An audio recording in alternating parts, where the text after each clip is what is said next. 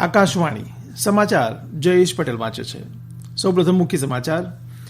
બિહાર વિધાનસભાની 243 બેઠકોની તથા ગુજરાત સહિત 11 રાજ્યોના વિધાનસભાની 58 બેઠકોની તાજેતરમાં યોજાયેલી પેટાચૂંટણીની મતગણતરી આજે સવારના 8 વાગ્યાથી હાથ ધરાશે.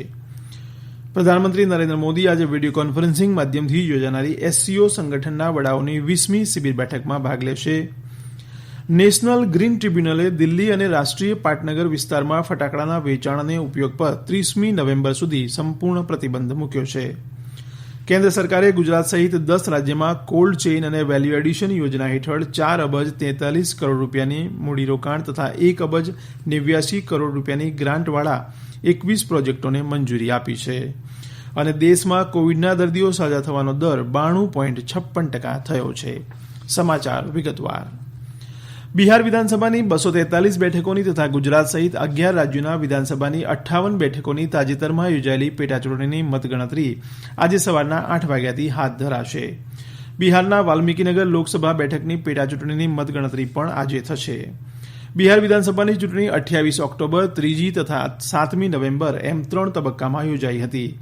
એવી જ રીતે ગુજરાત, મધ્યપ્રદેશ, ઉત્તરપ્રદેશ, ઝારખંડ, કર્ણાટક, ઓડિશા, હરિયાણા, છત્તીસગઢ, તેલંગાણા અને નાગાલેન્ડ વિધાનસભાની 58 બેઠકોની પેટાચૂંટણી પણ 3જી નવેમ્બરે યોજાઈ હતી.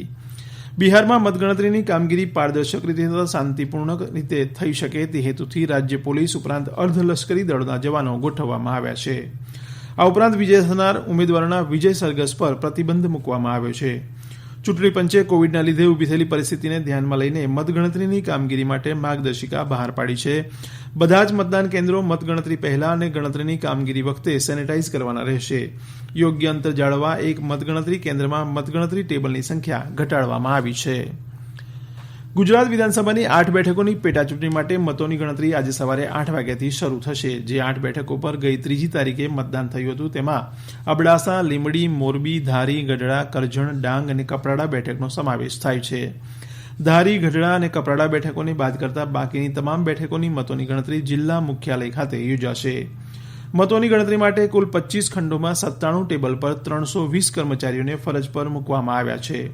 કોવિડ-19ની પરિસ્થિતિને ધ્યાનમાં લઈને દરેક હોલમાં મર્યાદિત ટેબલ રાખવામાં આવ્યા છે. આ 8 બેઠકો માટે કુલ 81 ઉમેદવારો મેદાનમાં છે. જોકે મુખ્ય મુકાબલો ભાજપ અને કોંગ્રેસ વચ્ચે રહેશે. પ્રધાનમંત્રી નરેન્દ્ર મોદી આજે વિડીયો કોન્ફરન્સિંગ માધ્યમથી યોજાનારી એસસીઓ સંગઠનના વડાઓની 20મી શિબિર બેઠકમાં ભાગ લેશે.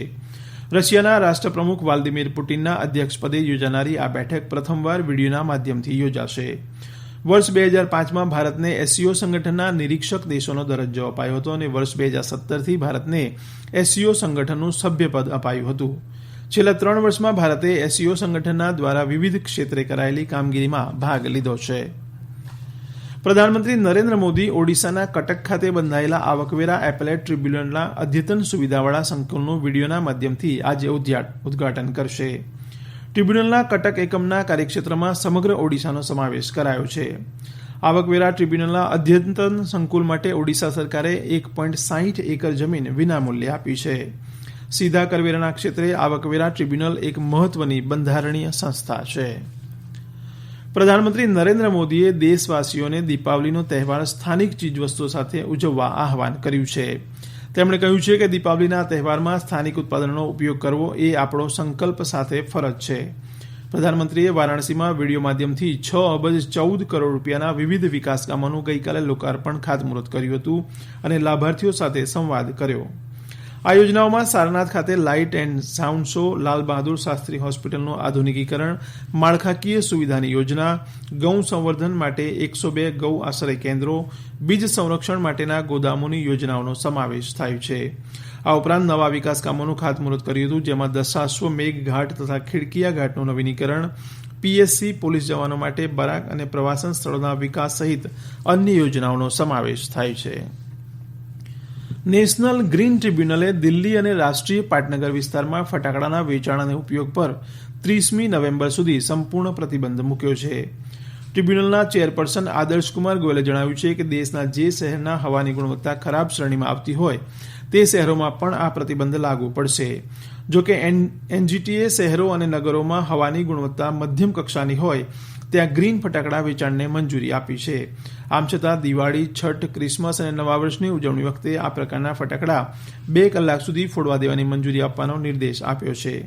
ઉલ્લેખનીય છે કે રાજ્ય સરકારો વર્તમાન તહેવારોની મોસમમાં ફટાકડાના વેચાણ અને ઉપયોગ અંગે પોતાની માર્ગદર્શિકા બહાર પાડી રહી છે. આ સમાચાર આપ આકાશવાણી પરથી સાંભળી રહ્યા છો. વધુ સમાચાર કોરોના અંગેના આ સંદેશ બાદ. કોવિડથી બચવાના મહત્વપૂર્ણ 3 ઉપાય: માસ્ક પહેરો, 2 ગજનું સલામત અંતર જાળવો અને હાથ સાફ રાખો.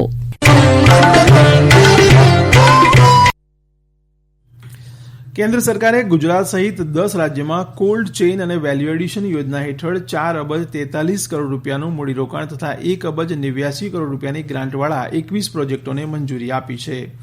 ખાદ્યાન્ન સંસ્કરણ ઉદ્યોગ વિભાગના મંત્રી નરેન્દ્રસિંહ તોમરના અધ્યક્ષપદે ગઈકાલે યોજાયેલી આંતર મંત્રાલય સમિતિની બેઠકમાં 21 પ્રોજેક્ટોને મંજૂરી અપાઈ હતી. શ્રી તોમરે કહ્યું કે આ 21 પ્રોજેક્ટો દ્વારા 12,600 જેટલી રોજગારીની તકો ઊભી થશે તેમજ 2 લાખથી વધુ ખેડૂતોને લાભ મળશે.